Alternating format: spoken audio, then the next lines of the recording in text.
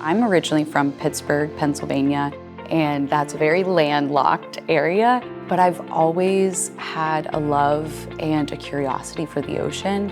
UNCW offered the ability to be close to the ocean, study the ocean, but also have a lot of leverage in terms of what programs I could choose. I wanted flexibility.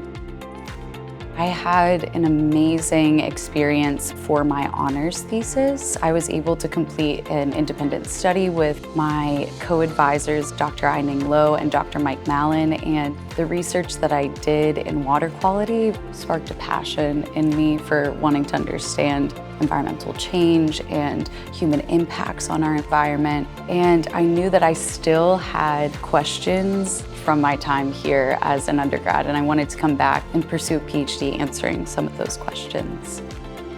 I learned so much hands-on experience. I really appreciated the honors college classes that were offered through that, and the experiences and what it pushed me to do was really wonderful.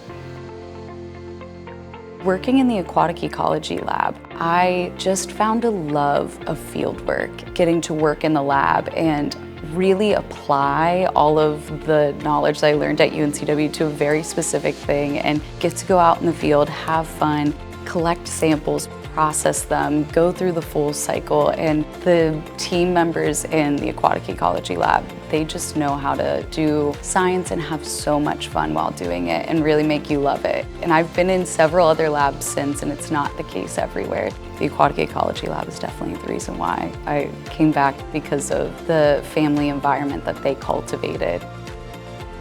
Seahawks soaring together means to me community collaboration and positive change.